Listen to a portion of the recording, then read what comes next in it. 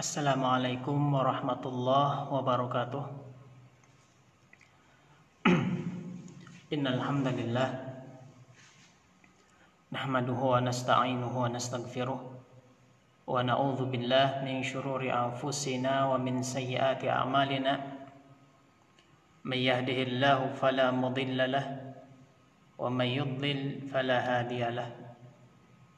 Wa ashhadu an la ilaha illallah wahdahu la syarika lah wa ashhadu anna Muhammadan abduhu wa rasuluh. Ya ayyuhalladzina amanu taqullaha haqqa tuqatih wa la tamutunna illa wa antum muslimun. Ya ayyuhan nasu taqu rabbakumul ladzi khalaqakum min nafsin wahidah wa khalaqa minha zawjaha wa batha minhuma rijalan katsiran wa nisaa'a wattaqullaha alladzi tasaaluna bihi wal arham innallaha kana 'alaikum raqiba.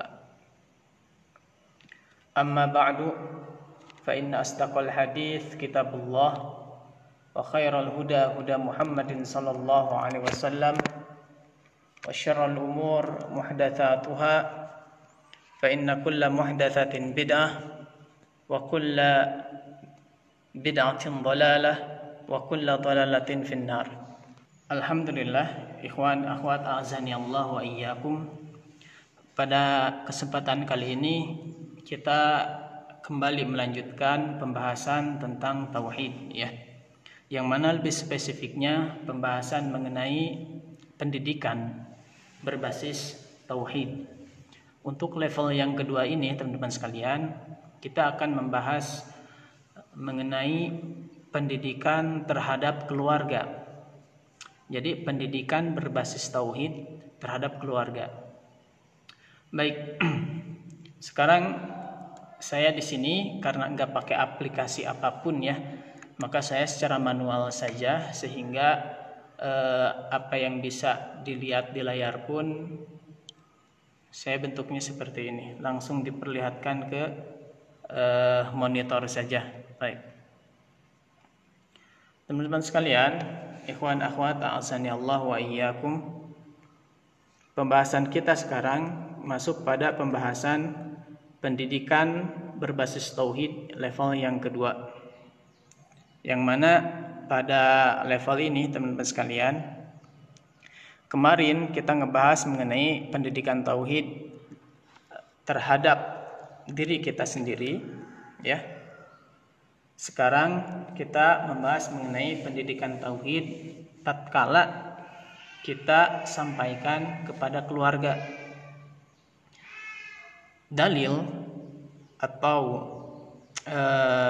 argumentasi setelahnya kita membahas mengenai pendidikan terhadap pribadi langsung kepada keluarga. Setelah itu kemudian membahas tauhid, pendidikan tauhid terhadap keluarga adalah berdasarkan apa yang terjadi pada Rasulullah Sallallahu Alaihi Wasallam.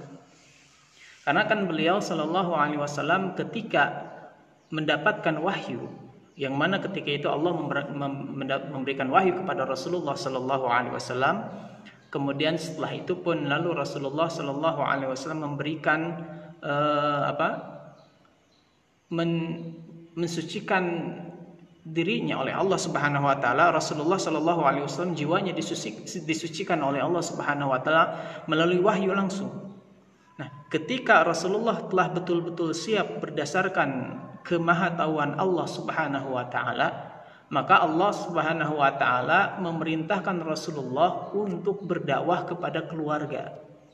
Jadi setelahnya Allah memberikan wahyu, kita tahu bersama ya dalam sejarah perjalanan dakwah Rasulullah Sallallahu Alaihi Wasallam, beliau mendapatkan wahyu di Gua Hira dengan ayat pertama surat Al-Alaq, ayat pertama yang turun itu surat Al-Alaq ayat pertama sampai 5. Kemudian setelah itu pun beberapa lama Rasulullah Sallallahu Alaihi Wasallam terus menerus mendapatkan wahyu dan beliau sampaikan kepada istrinya terlebih dahulu kisah tentang apa yang beliau alami, ya. Kemudian setelah itu, teman-teman sekalian, Rasulullah Sallallahu Alaihi Wasallam mendapatkan perintah dari Allah Subhanahu Wa Taala sebagaimana dalam surat Asy-Syura surat Asy-Syu'ara ayat 24 Allah berfirman, ya, wa anzir 'ashiratakal aqrabin. Jadi itu kata ahli sejarah bahwa Rasulullah Shallallahu Alaihi Wasallam mendapatkan wahyu terus-menerus dan kemudian beliau tidak berdakwah secara terang-terangan, itu fokus mendakwahi keluarga terdekat terlebih dahulu. Di antaranya sebagaimana firman Allah Subhanahu wa taala, wa anzir 'ashiratakal aqrabin. Setelahnya beliau mendapatkan wahyu selama 3 tahun terus-menerus mendapatkan wahyu dari Allah, beliau fokus kepada diri beliau sendiri dan juga orang-orang yang ada di sekitar beliau. Tentu yang pertama kali adalah keluarga terdekat, di antaranya adalah istrinya, dan kita telah mengetahui bersama ya tentang hal ini. Kemudian teman-teman sekalian, Allah pun menurunkan perintah. Tadinya dakwah sembunyi kan, sembunyi-sembunyi. Kemudian masuk kepada level dakwah yang kedua, terang-terangan. Nah, ini pun ketika awal mula Rasulullah mendapatkan wahyu dari Allah Subhanahu wa taala untuk berdakwah terang-terangan, yang Allah firmankan adalah surat Asy-Syu'ara ayat 24, wa anzir 'ashiratakal aqrabin. Wa anzir 'ashiratakal aqrabin. Dan peringatkanlah kepada keluargamu yang terdekat. Keluarga dulu. Sebelum kepada masyarakat luas, beliau mendakwahkan dulu keluarga. Ya, mendakwahkan dulu keluarga. Nah, ketika itu teman-teman sekalian, ketika turun ayat tersebut, perintah dari Allah untuk agar Rasulullah dakwah terang-terangan terhadap keluarga terdekat terlebih dahulu. Karena kan keluarga itu ada macam-macam ya. Keluarga itu kerabat, ada istri bagi yang udah menikah, istri kita itu keluarga kita kan. Anak kita, tentu ketika Rasulullah mendapatkan wahyu pertama, langsung istri beliau pun yakni Sayyidah Khadijah radhiyallahu anha mendapatkan mendapatkan kisah dari Rasulullah tentang apa yang beliau alami. Dan yang pertama kali orang yang beriman kepada Rasulullah adalah istrinya beliau yang pertama, yakni Sayyidah Khadijah. Nah, begitulah ya urutan dalam berdakwah itu. Jadi diri sendiri dulu belum mendapatkan wahyu. Jadi betul-betul oleh Allah Subhanahu wa taala dibersihkan jiwa Rasulullah dengan bimbingan wahyu dari Allah, kemudian setelah itu kepada keluarga terdekat. Bahkan ketika dakwah terang-terangan pun diperintahkan dakwah terang-terangan pun oleh Allah, Rasulullah Shallallahu Alaihi Wasallam diperintahkan untuk mendakwahkan keluarga terdekat dahulu. Nah, tatkala turun ayat anzir 'ashiratakal aqrabin, maka yang Rasulullah Shallallahu Alaihi Wasallam lakukan adalah ketika itu beliau mengumpulkan kerabat dekat beliau, ya, ya masih kerabat dekat gitu ya. Lalu beliau Shallallahu Alaihi Wasallam bersabda, ya ma'syara Quraisy, atau kalimat an-nahwaha, wahai kaum Quraisy, karena kaum Quraisy itu kan berbagai macam kabilah. Beliau undang dari kabilah Quraisy itu yang masih memiliki kekerabatan yang sangat dekat. Maka beliau Shallallahu Alaihi Wasallam bersabda, ya ma'syara Quraisy, wahai kaum Quraisy, ishtarau min anfusikum, ishtaru min anfusikum, tebuslah diri kalian, la ughni ankum minallahi syai'a. Sungguh kata beliau Shallallahu Alaihi Wasallam, aku tidak bisa berbuat apa-apa sedikit pun terhadap Allah untuk kalian. Kemudian Rasulullah pun bersabda, ya Bani Abdi Manaf, wahai Bani Abdi Manaf, termasuk kabilahnya terdekat yang memiliki hubungan kekerabatan yang dekat dengan Rasulullah. Beliau bersabda, wahai Bani Abdi Manaf, la ugni ankum minallahi syai'a. Sungguh aku tidak bisa berbuat apapun terhadap Allah untuk kalian. Kemudian beliau pun bersabda, ya Abbas, memanggil pamannya, ya Abbas ibnu Abdul Muttalib, pamannya beliau panggil, beliau seru, la ugni anki minallahi syai'a. Sungguh aku tidak bisa berbuat apapun sedikit pun untuk engkau wahai pamanku, ya Safiyata. Seterusnya disebutkan nama-nama keluarganya. Itulah awal mula dakwah Rasulullah kepada keluarga terdekat dulu, kerabat-kerabat terdahulu. Bahkan ketika itu pun Rasulullah bersabda, Ya Fatimah binta Muhammadin salini min ma syi'ti min mali la ughni anki min Allah syai'a.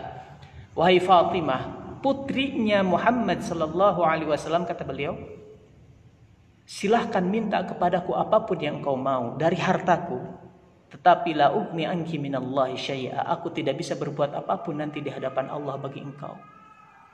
Gitu ya. Maksudnya adalah kedudukan kekerabatan ini nanti kalau menghadap Allah dalam keadaan tidak memiliki ketakwaan, tauhid yang benar, maka enggak ada apa-apanya. Nah, apabila kita cermati hadis tersebut, seruan Rasulullah kepada kerabat-kerabat beliau itu merupakan seruan yang yang syarat dengan tauhid. Ya, yang syarat dengan tauhid, bahwasanya hubungan kekeluargaan apapun kalau kita tidak dekat dengan Allah, maka Rasulullah pun gak bisa berbuat apa-apa. Baik, teman-teman sekalian, kemudian kan kita sedang ngebahas mengenai pendidikan berbasis tauhid ya. Level kedua tentang pendidikan tauhid terhadap keluarga. Pendidikan tauhid terhadap keluarga. Teman-teman sekalian, pendidikan itu sangat luas. Ya, bahwasanya masalah pendidikan itu hal yang sangat luas sekali. Pembahasan yang sangat luas. Maka sebagaimana yang sudah kita pelajari pada pertemuan yang lalu, bahwa prioritas yang didakwahkan oleh para nabi dan rasul dari zaman ke zaman itu adalah dakwah tauhid. Dan ini tentu maknanya bukan berarti ketika para ulama ahlus sunnah mengatakan kepada kita bahwa para nabi dan rasul mendakwahkan tauhid, mereka semua mendakwahkan tauhid, bukan berarti mereka para nabi dan rasul itu tidak mendakwahkan hal-hal yang lain. Tentu tidak seperti itu pemahamannya. Tapi yang dimaksud adalah prioritas. Ya. Jadi hal yang didahulukan, yang sangat ditekankan, yang menjadi pokok dakwah para nabi dan rasul itu tauhid. Adalah tauhid terlebih dahulu. Maka ketika sesuai dengan pembahasan kita sekarang, pendidikan berbasis tauhid, level kedua kepada keluarga, sebagaimana Rasulullah setelahnya digembleng dirinya, kemudian beliau berdakwah kepada keluarga, ya. Maka yang pertama kali harus kita usahakan adalah mendakwahkan keluarga kita kepada tauhid yang benar. Mendakwahkan tauhid yang benar. Ingat teman-teman sekalian, azani Allah wa iyyakum, bahwasanya pada pertemuan yang lalu, di antara hikmah kenapa sih kita harus mendakwahkan tauhid kepada keluarga, itu sangat penting loh teman-teman sekalian, azani Allah wa iyyakum, karena tauhid itu kan pembahasan pendidikan hati ya. Tauhid itu ngebahas hati. Beda dengan masalah masih misalkan pelajaran agama Islam ya, masalah fikih. Maka yang dibahas bukan masalah hati kalau dalam fikih itu. Kalau pelajaran fikih, faraid itu bukan masalah hati. Tetapi kalau udah berkaitan dengan tauhid, ngebahas pembahasan tauhid, maka yang dibahas adalah apa yang ada di dalam hati. Nah, inilah yang digembleng oleh para nabi dan rasul kepada umat mereka. Kenapa? Ingat hadis yang sudah saya sampaikan pada pertemuan yang lalu. Di level pertama, pendidikan berbasis tauhid, fokus pada perbaikan diri. Teman-teman sekalian, ketika seseorang hatinya baik, maka akan berimbas pada kebaikan amalan yang lain. Hadis yang mulia riwayat Bukhari dan Muslim, Rasulullah bersabda mengabarkan kepada kita, ala inna fil jasadi mudghah idza salal jasadu kulluh. Ketahuilah bahwasanya dalam hati itu ya, ada segumpal daging, apabila baik segumpal daging tersebut akan berimbas baik kepada anggota badan yang lainnya. Ya, anggota badan yang lainnya. Apabila jelek, lanjutan hadisnya, maka akan berimbas jelek pula pada anggota badan yang lainnya, ala wahyal qalbu, dan itu adalah hati. Ketika keluarga kita didik dengan tauhid, ketika keluarga kita didik dengan tauhid, maka apabila mereka telah menjadi baik hatinya, akan berimbas pada amalan yang sangat baik juga. Keluarga kita akan memiliki amalan yang sangat bagus, ya. Dan juga teman-teman sekalian, kenapa juga kita harus bersemangat dalam mendakwahkan tauhid terhadap keluarga kita. Karena ketahuilah teman-teman sekalian, ikhwan akhwat azani Allah wa iyyakum, bahwasanya tauhid itu ya bahwasanya keluarga itu adalah unsur terkecil dari masyarakat. Apabila keluarga baik, maka akan berimbas baik kepada masyarakat juga. Maka tatkala keluarga kita bagus, ini akan berimbas pada kebaikan masyarakat juga sebenarnya. Maka dari itu, karena keluarga itu merupakan komponen terkecil dari masyarakat, maka iblis yang terlaknat itu, yang telah dilaknat oleh Allah Subhanahu wa taala, sangat-sangat mengapresiasi bala tentaranya yang berhasil merusak kehidupan rumah tangga seorang muslim. Riwayat Muslim, hadis yang sahih, dalam suatu hadis yang sahih diriwayatkan oleh Imam Muslim, Rasulullah Shallallahu Alaihi Wasallam mengabarkan kepada kita, Inna iblis yad'u 'arsyahu 'alan ma. Sesungguhnya iblis meletakkan singgasananya di atas air. Kemudian iblis, kata Rasulullah Shallallahu Alaihi Wasallam, mengutus bala tentaranya. Dan ternyata dalam hadis ini pun ya, dalam hadis yang saya bacakan ini, kata para ulama mengandung faidah bahwasanya ternyata iblis dan bala tentaranya, setan-setan itu sering ada evaluasi di antara mereka. Biasa kita bahasakan dalam istilah organisasi evaluasi itu ya. Ini hadis riwayat Muslim ini menggambarkan tentang bagaimana tatkala iblis menanyai bala tentaranya, yakni setan-setan itu. Fa'adnahum minhu, kata Rasul, manzilatan a'zamuhum fitnah. Sesungguhnya di antara bala tentara iblis, yang paling dekat dengan iblis kedudukannya adalah yang paling besar menyebabkan kekacauan terhadap umat manusia.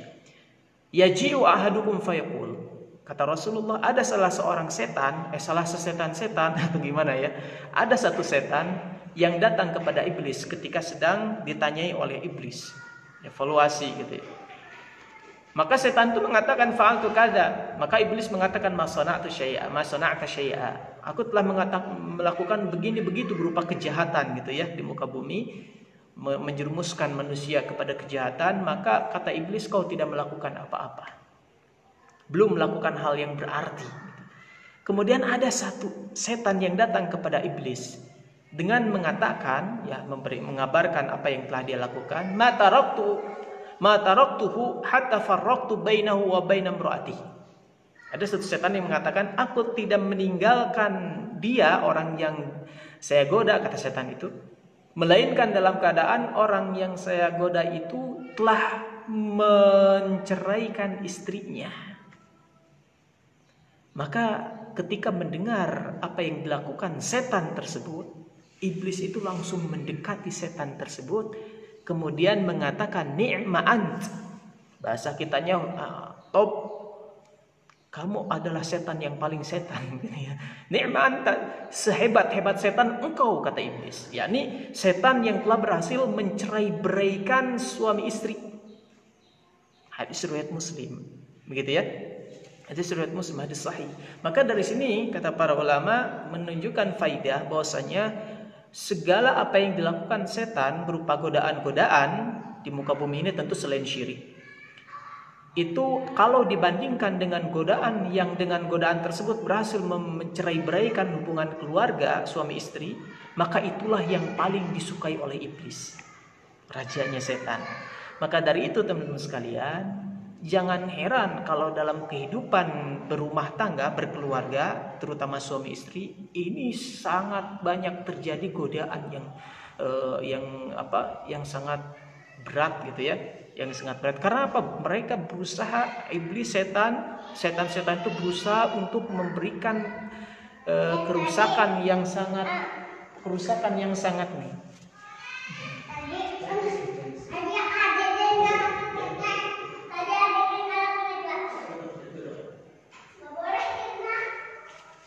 Ya, mohon maaf. Baik. Maka ketika itu teman-teman sekalian, iblis berusaha terus-menerus menggoda kehidupan keluarga, terutama suami istri, agar terjadi kekacauan dalam kehidupannya. Kenapa? Karena dalam suatu keluarga, terutama suami istri, kalau sudah hubungannya tidak harmonis, maka yang terjadi adalah pendidikan terhadap anaknya terbengkalai, bahkan menjadi rusak, tidak diperhatikan. Maka jangan heran teman-teman sekalian apabila kita sering mendengar, ikhwan akhwat rahimakumullah, sering mendengar, bahkan telah ada penelitian bahwa kebanyakan terjadinya para pemuda, anak-anak yang nakal, para remaja yang betul-betul nakal itu ya, kenakalan remaja, kebanyakan terjadi akibat memang di rumahnya itu keluarganya tidak harmonis. Karena di rumahnya keluarganya tidak harmonis, maka ketika itu dengan sebab setan menghancurkan kehidupan keharmonisan keluarga, maka imbasnya adalah kehancuran generasi muda yang lahir atau muncul dari keluarga yang telah rusak tersebut. Nah, maka dari itu teman-teman sekalian, ketika seseorang telah menggembleng dirinya dengan tauhid atau sedang menggembleng, maka selanjutnya dia mendakwahkan apa yang telah dia ketahui itu terhadap keluarga terlebih dahulu. Dan keluarga terdekat itu kan anak kita. Bagi yang udah menikah punya anak, atau istri kita bagi yang udah menikah tapi nggak punya istri itu, udah menikah tapi belum punya anak, itu kepada istri. Gembleng. Kalau sudah baik, maka kita telah menyumbangkan kebaikan bagi masyarakat sebenarnya. Nah, gimana cara memperbaiki keluarga? Adalah sesuai dengan pembahasan kita, adalah dengan cara mengajarkan tauhid yang benar terhadap keluarga. Adalah dengan cara mengajarkan tauhid yang benar terhadap keluarga kita, kepada anak kita, kepada istri kita. Tentu dengan syarat kan ini, makanya saya beri judul pendidikan tauhid level pertama dulu kepada diri sendiri. Kemudian level kedua. Ini kan level itu maksudnya tingkatan, bagaikan tangga terus. Dia harus dilalui tangga pertama dulu, kedua, ketiga, harus berurutan. Jangan loncat ke atas nanti jatuh. Gak nyampe-nyampe ke tujuan. Nah, begitu. Karena apa? Ketika kita telah menggembleng diri kita dengan tauhid, maka apa yang kita ketahui meskipun kan sangat panjang perjalanan penggemblengan diri kita, hati kita dengan tauhid ini panjang. Tapi kan tentu ketika kita belajar pasti ada hal-hal yang kita ketahui. Nah, yang kita ketahui itu dan kita amalkan, maka kita sampaikan kepada keluarga. Yang belum kita ketahui jangan sampaikan, jangan memaksakan diri. Itu ya. Nah, kepada keluarga dulu, teman-teman. Imbasnya demi kebaikan masyarakat juga sebenarnya. Makanya Allah Subhanahu wa taala dalam surat Ar-Ra'd berfirman, surat Ar-Ra'd ayat 11 ya. Innallaha la yughayyiru ma biqaumin hatta yughayyiru ma bi anfusihim. Sesungguhnya Allah tidak akan merubah keadaan suatu kaum sampai kaum tersebut hatta yughayyiru ma bi anfusihim, sampai kaum tersebut merubah apa-apa yang ada di dalam diri mereka masing-masing terlebih dahulu. Jadi kaum atau suatu bangsa, nation gitu, bangsa itu tidak akan tidak akan Allah rubah melainkan apabila bangsa tersebut personnya, setiap individunya itu merubah diri mereka terlebih dahulu. Maka dengan itulah Allah berkenan untuk merubah mereka semuanya. Nah, cara merubah diri itu gimana? Cara merubah diri adalah ala inna fil jasad mudghah. Ketahuilah di jasad itu ada segumpal daging, dan segumpal daging itu kalau baik akan berimbas baik kepada anggota badan yang lainnya, pada amalan anggota badan yang lainnya. Ketahuilah segumpal daging tersebut adalah hati. Baik. Itulah teman-teman, azani Allah wa iyyakum, apa yang bisa saya bahas. Sebenarnya masih ada ya pembahasan di sini, tapi karena waktunya tinggal beberapa menit lagi. Baik, sebentar. Saya ngecek dulu barangkali ada yang memberikan masukan atau pertanyaan. Baik, tidak ada ya. Seperti itu teman-teman sekalian. Oh iya, di akhir sebagai suatu pertanyaan yang nanti akan diurusi oleh tim IAU ya tentunya terkait dengan pertanyaan ini, yang mana bisa menjawab akan mendapatkan hadiah. Pertanyaannya adalah kenapa kita mohon maaf, saya ulang pertanyaannya. Pendidikan apakah yang harus kita utamakan untuk merubah keadaan keluarga kita terlebih dahulu? Jadi pendidikan apakah yang harus kita utamakan untuk merubah keadaan keluarga kita terlebih dahulu? Jadi pendidikan apa dulu nih yang akan berimbas pada kebaikan-kebaikan yang lain? Jelaskan. Nah itu pertanyaannya ya. Baik, itu pertanyaan sudah ya. Ini saya sambil melihat juga catatan.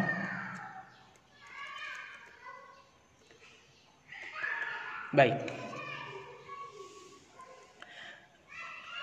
Kemudian waktunya ternyata udah habis ya. Udah cukup. Kalau tidak ada apa yang hendak ditanyakan, saya tutup aja ya. Saya tutup aja. Insya Allah kita lanjutkan kepada pembahasan